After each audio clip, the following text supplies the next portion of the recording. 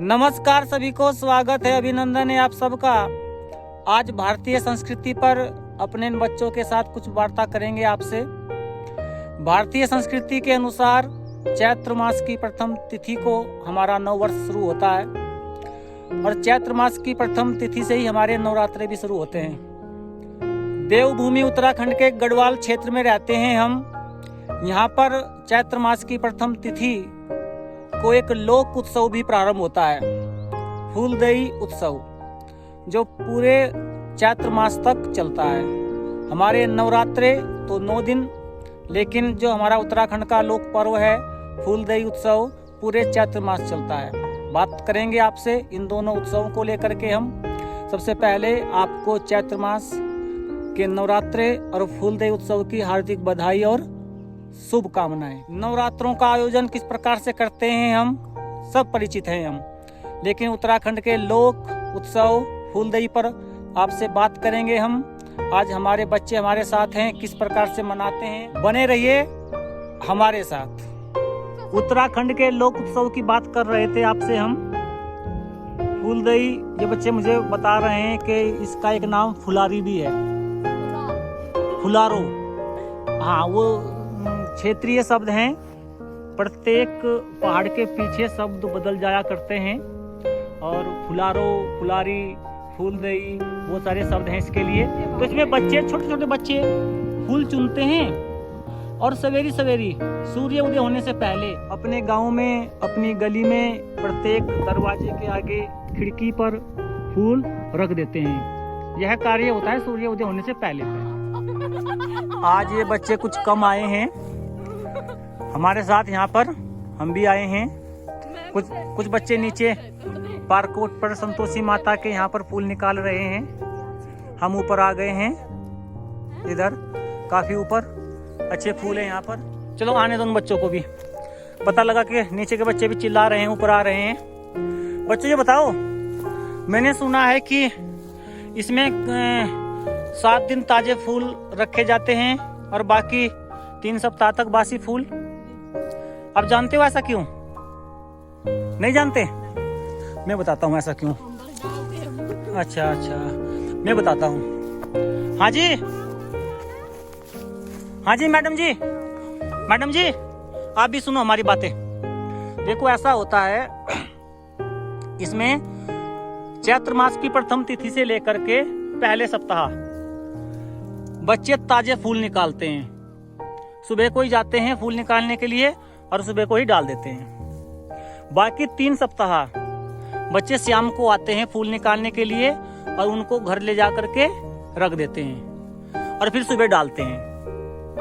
मतलब ये है कि 1 सप्ताह ताजे फूल और 3 सप्ताह बासी फूल। इसका मतलब ये है कि जो हमारा जीवन है ना, हमारा जीवन है, 1 सप्ताह का मतलब हो गया ताजे फूलों का मतलब हो गया आनंद, सुख हमारे जीवन में है, और 3 सप्ताह बासी फूलों का मतलब ये हो गया कि हमारे जीवन में जो निराशा आएगी, जो दुख आएगा, जो उदासी आएगी, हम उसको भी हंस करके स्वीकार करेंगे।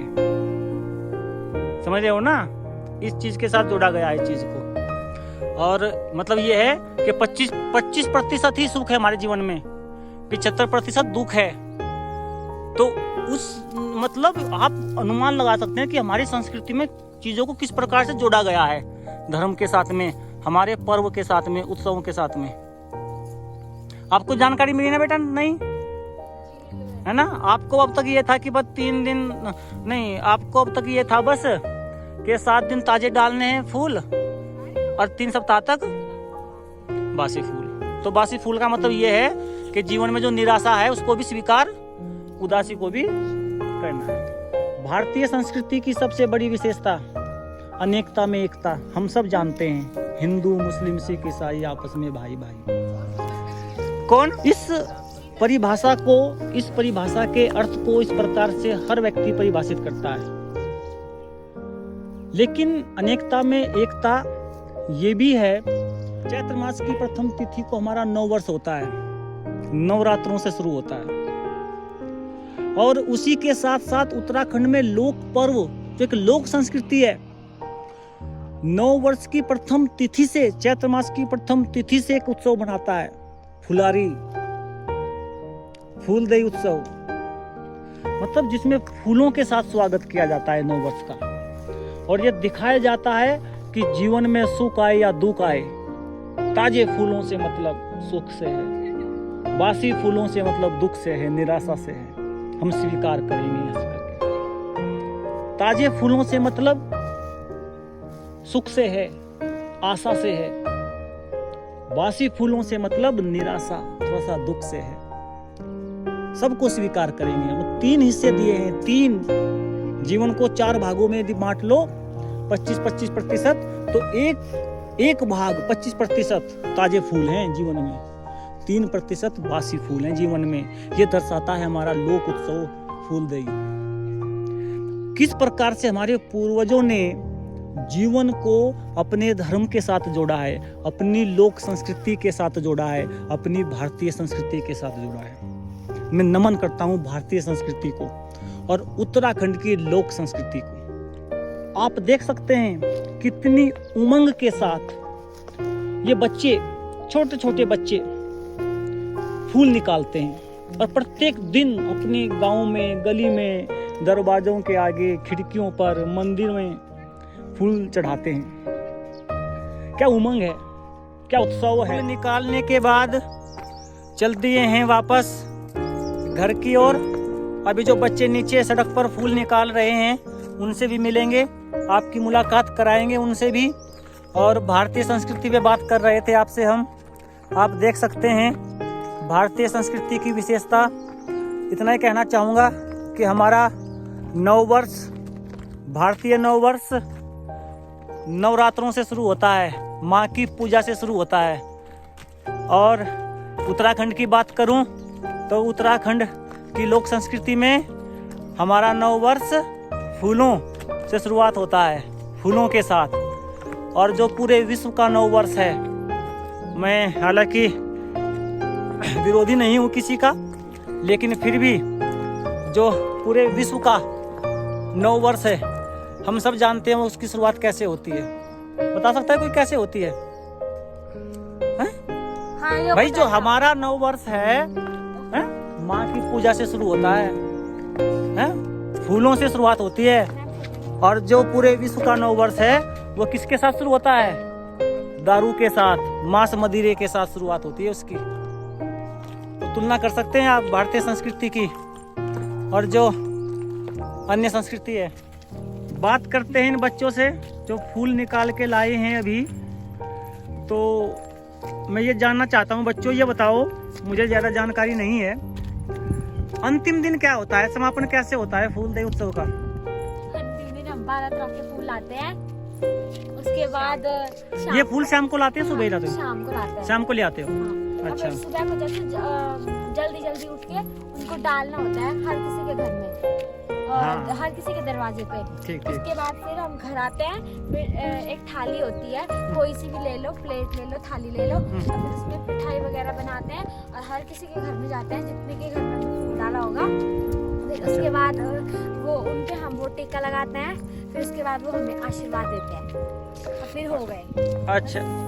अच्छा, मतलब अब अंतिम दिन आप 12 तरह के फूल लेके जाते हो जी। फिर सुबह वैसे डालते हो, मिठाई भी लेके जाते हो, फिर आप उनको टीका लगाते हो, मिठाई लगाते हो। आपको तो 1 महीने तक जो आप मेहनत करते हो, कुछ पैसा वैसा नहीं मिलता?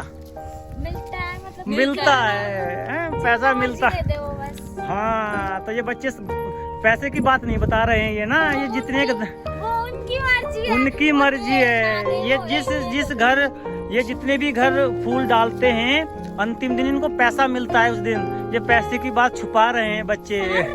हाँ, ये पैसे की बात छुपा रहे हैं। ये किसके फूल हैं?